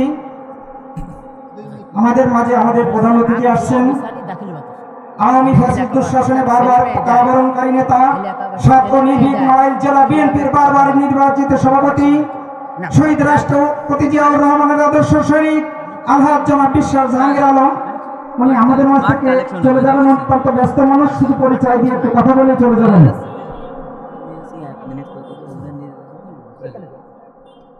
যে আমি খুবই খুশি, উনি খুব ভদ্র মানুষ, আলহামদুলিল্লাহ খুব ভদ্র মানুষ, বিনয়ী মানুষ। একটু কথা বলবেন। মেহমানকে সম্মান দেওয়া কিন্তু ওয়াজিব। যে মেহমানকে সম্মান দেয় না তার ঈমানের ব্যাপারে প্রশ্ন করেছেন মুহাম্মদ সাল্লাল্লাহু আলাইহি ওয়াসাল্লাম। এজন্য মেহমান বিসমিল্লাহির রহমানির রহিম। আদিয়াতুল বিসারি যুব সমাজ কর্তৃক আয়োজিত আজকে এই তফসিল কুরআন, এই কোরআনের যে আয়োজন, এই আয়োজকদের সর্বপ্রথম আমি ধন্যবাদ জানাই। আসলে একটা কোরআন তাফসীর মাহফিল, তাফসীরুল মাহফিল, এখানে কিন্তু একটা জনসভা না, আমরা জনসভার বক্তব্য দেওয়ার জায়গাও না। এখানে আজকে এখানে যে সমস্ত মৌলানা সাহেব, খ্যাতিনামা মৌলানা সাহেব রয়েছেন, তার মধ্যে মৌলানা আব্দুল্লাহ আল আমিন, ওনার নাম শুনেছি, নাম শুনে আমি ওনার বক্তব্য আগেও শুনেছি। আমি শুনেই আজকে যদিও আমাকে এখানে প্রধান অতিথি করা হয়েছে, তারপরে আমি আসছি যে না, ওনার একটু বক্তব্য আমি শুনে আসি, সেই কারণে এখানে আসছি। মূলত এই জন্যই আসা। আপনাদের উদ্দেশ্যে আমি দুইটা কথা বলতে চাই। কি, আমি বিশ্বাস জাহাঙ্গীর আলম, আপনারা চিনেন আমাকে, কিন্তু আমার সম্পর্কে আপনাদের ধারণা অনেক কম, ধারণাটা একটু দিয়ে যায়। যেটা আমি বিশ্বাস জাহাঙ্গীর আলম এই পর্যন্ত 33 বার আমরা হজ করেছি, আমি 3 বার বড় হজ করেছি। আমার ছেলে যে ব্যারিস্টার লন্ডন, সে কোরআনের উপরে রিসার্চ করে, আপনারা জানেন না, এগুলি সে তাহাজ্জুদের নামাজ পড়ে। এইখানে অনেক মুসল্লি আছেন পতিত, তারা কিন্তু এখানে পড়েন না। আমার ছেলে পড়ে, আমি না পড়তে পারলে আমি আমার ছেলে পড়ে, এবং আমাকে সে কোরআন সম্পর্কে অনেক জ্ঞান আমাকে দিয়ে থাকে। আমি তারই আমি 5 ওয়াক্ত নামাজ পড়ি। শুধু আমি টুপি মাথায় দিই না কেন, আমাদের যে দেওয়া যে এই লাইনে কিন্তু আমি সেই কারণে আমাদের বিভিন্ন পরিবেশে মিশতে হয়, কারণ আমরা পারি না, কিন্তু ধর্মের প্রতি যথেষ্ট আছে। আমি 5 ওয়াক্ত নামাজ পড়ি, আপনাদের কোনো ধারণা নেই। আগামী 2 তারিখে আমি আবার আমরা হজ করতে যাব। আমার ছেলে লন্ডন থেকে ওখানে আসবে। আমি বলেছি তুমি এই যে 10 দিন ছুটি কোথায় কাটাবা? সে বললো বাবা কোথাও যাব না। আমি বলেছিলাম যে ওখান থেকে আমরা 10 দিন আমেরিকায় ঘুরে আসি। বললো না, আমি এই 10 দিন উমরা করবো, এই 10 দিন ওখানে থাকবো। গত রমজানে আমরা 11 দিন ছিলাম মদিনাতে। এবার আমরা যেহেতু আমার ছুটি কম, যে কয়দিনই থাকবো, 2 দিন উমরা করে আমরা মদিনায় চলে যাই, সেখানে মদিনায় থাকবো।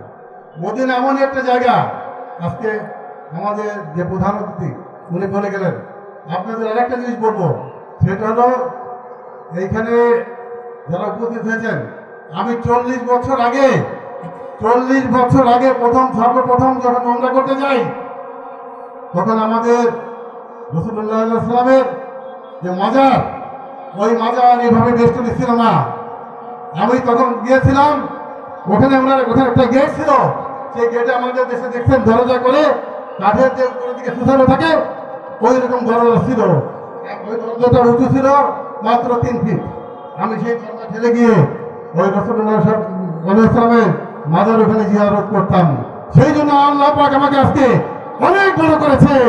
আমি এই জন্য আমি বলতে চাই, এবং এখানে যারা উপস্থিত রয়েছেন আপনারা যত বেশি আল্লাহর পরে বেশি ভক্তি রাখবেন, যত রাসূলুল্লাহ প্রতিপালন করবেন, ইনশাআল্লাহ আপনাদের প্রতিফল উপকার ছাড়া এইটা আপনাদের মনে রাখতে হবে। বক্তব্য দীর্ঘায়িত করবো না। আমি জানি আমার বক্তব্য শুনে হয়তো অনেকে কষ্ট পেয়েছেন, দুঃখ পাওয়ার কিছু নাই। অনেকে চলে যেতে চেয়েছেন, দুঃখ পাবেন না, আমি আপনাদেরকে কষ্ট দিয়ে ফেলছি, ক্ষমা করে দিবেন। আমি এই লোকসভা আপনাদের শুধু ভাবা নেওয়ার জন্য আসি নাই, আপনাদেরও দোয়া নেওয়ার জন্য আসছি। তা আপনারা দোয়া না দিয়ে চলে যাচ্ছিলেন, এই জন্য কষ্ট পাচ্ছিলাম যে না দোয়া না দিক, ভোট দেওয়ার বলে অন্তত বলে যাই, আমার অবস্থানটা বলে যাই, সেই জন্য 2 কথা বলে গেলাম। ধন্যবাদ সবাইকে, ভালো থাকবেন, আল্লাহ হাফেজ। জি আলহামদুলিল্লাহ, ষাট কথা বলুন। জি সম্মানিত হাজিরিন, জি আলহামদুলিল্লাহ। তবে আমাদের একটা দাবি আছে, সেটা হলো আমাদের এই সম্মানিত প্রধান অতিথি তাফসীরুল কোরআন মাহফিলের ওনাকে আমরা দাড়িওয়ালা দেখতে চাই। আপনারা কি মনে করেন সবাই বলেন? আল্লাহ তুমি তাকে দাড়িওয়ালা বানায় দাও, জোরে বলি আমিন। আমার যদিও দাড়ি নেই, যেহেতু ওই কি বলে দাড়ি কম, আমার ছেলের কিন্তু দাড়ি আছে, যেহেতু সে মাশাআল্লাহ। না উনি অনেক যথেষ্ট ভদ্র মানুষ, জি ইনশাআল্লাহ ভালো থাকবেন। খুব সফট মাইন্ডের মানুষ। আসলে তো face is the index of mind, মানুষের চেহারায় সবকিছু ফুটে ওঠে। অনেক খুব মুখলেস মানুষ, সাদা মাঠা মানুষ, এক কথা। আল্লাহ তুমি তার সকল খেদমতকে দ্বীনের জন্য কবুল করে নাও, জোরে বলি আমিন। আরো জোরে আল্লাহুম্মা আমিন।